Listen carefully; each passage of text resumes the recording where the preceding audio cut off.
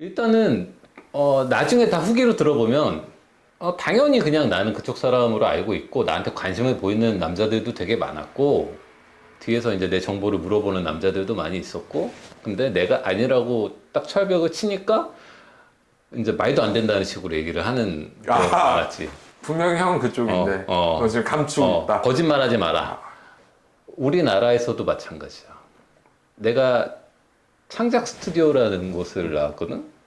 그 초창기에 디자이너 이제 데뷔했을 때 그 창작 스튜디오에 수많은 디자이너들이 같이 이렇게 상주해가지고 조그만 방에 이렇게 하나씩 들어가가지고 사무실 없이 국가에서 이렇게 대여해주는 사무실에서 다 모여가지고 이렇게 일하는 그 창작 스튜디오가 있어. 지금도 있을 거야. 거기 출신이 되게 많아, 디자이너들이. 지금 잘 된 애들이. 내가 거기 2기거든? 1기부터 이제 쫙 있는데 내가 2기로 들어갔는데 거기에 있는 모든 디자이너들이 나중에 내가 들은 얘기야.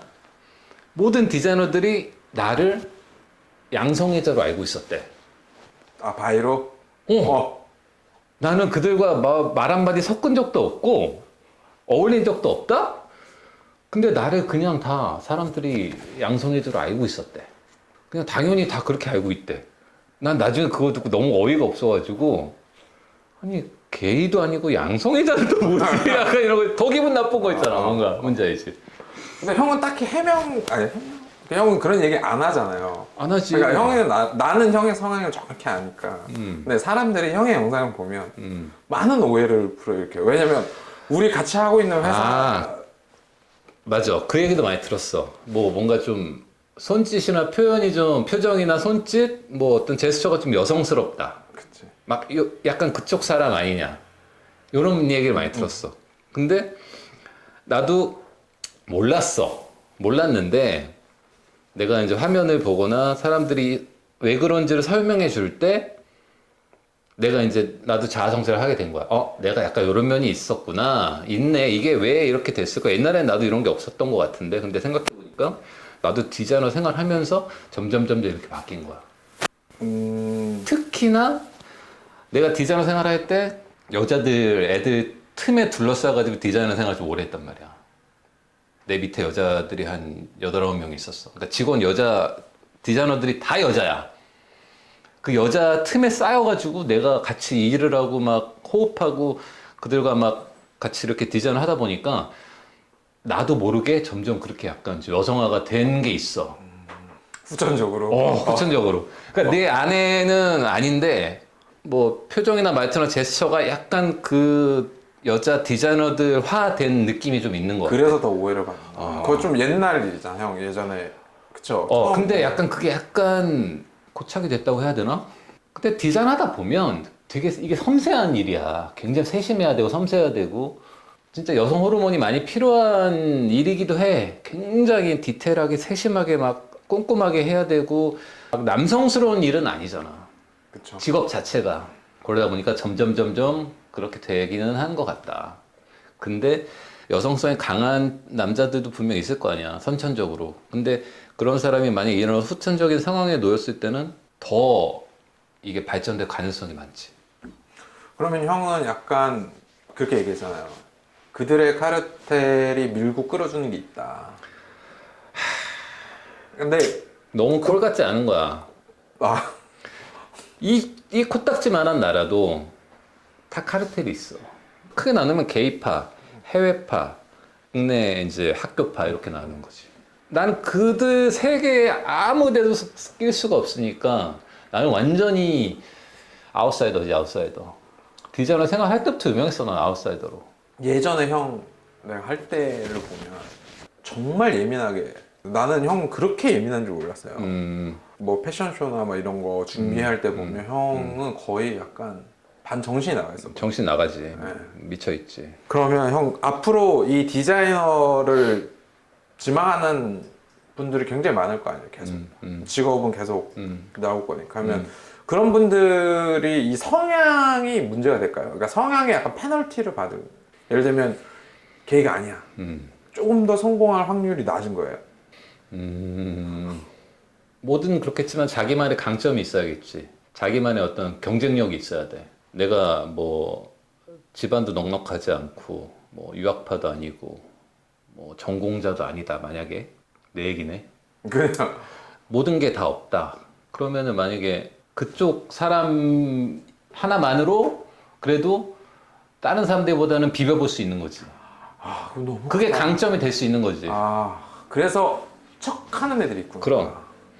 우리나라에도 그 남성복에서 가장 유명한 디자이너 중에 한 명인 그분도 게이가 아닌데 척하면서 해외 시장에서 정착했다라는 얘기도 썰이 있어. 있다. 썰도 있어. 그게 뭐 아무도 모르지만 아는 사람 다 아는. 그래서 누구 눈에 띄어가지고 그렇게 된. 나는 제일 재밌었던 게 이제 미국에서 있을 때 한 명의 패션 디자인 공부하는 친구가 있었는데 걔가 아니에요. 근데 이런 얘기를 하더라고.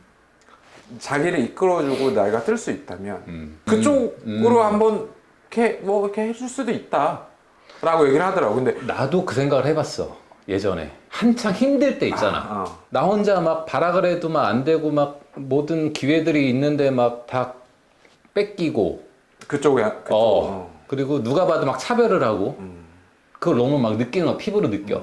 약간 막 배척을 하고 따대는 느낌이 들고.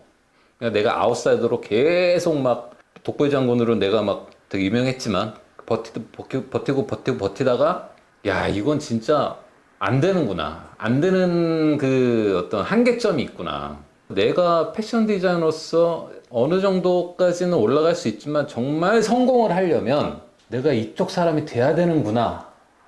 이걸 느낀 적이 있어. 특히 외국은 더 심하지. 외국은 무조건이야. 그러니까 그 친구가 그러더라고. 자기는 아닌데 내가 이 직업을 영위하고 하고 싶으면 자기는 그럴 수도 있다라고 얘기를 하더라고. 그래서 야 그거 너무 슬픈 거 아니냐 그러니까 이쪽이 약간 그랬거든요. 다. 근데 맞아. 나는 그게 미국이니까. 근데 한국도 요즘에 이렇게 눈에 보이는 약간 명확하게 보이는 분들도 있어요. 혹시나 한국도 그럴까? 한국도 비슷해. 외국처럼 그렇게 막 빠워 있는 그런 거물들이 있진 않지만 다 끌어주고 챙겨주고 하는 건 다 알지. 나도 다 알고 누구 누군지도 다 알고 예전 분들 나이 때 있는 디자이너 분들도 되게 많아. 1세대? 1세대, 2세대 다 많지. 근데 그들이 뭐 나쁘다는 건 아니지만 그럼 나쁜 게 어딨어. 성향이 다른 거지. 하지만 좀 안타깝다. 오로지 능력으로만 평가받는 시장은 아니구나라는 생각이 좀 근데 들긴 아마 다른 데도 비슷할 거야. 다 능력으로만 되는 세상이 어디 있겠어. 다 인맥, 뭐 연줄, 뭐 지역, 뭐 다 이렇게 아는 사람 챙겨줄 수밖에 없고 친한 사람 하나 더 줄 수밖에 없는 게 뭐 인간 세상이잖아. 어쩔 수 없는 거지. 같은 기회라면은 나랑 아는 사람한테 기회 주고 싶은 게 당연한 거지.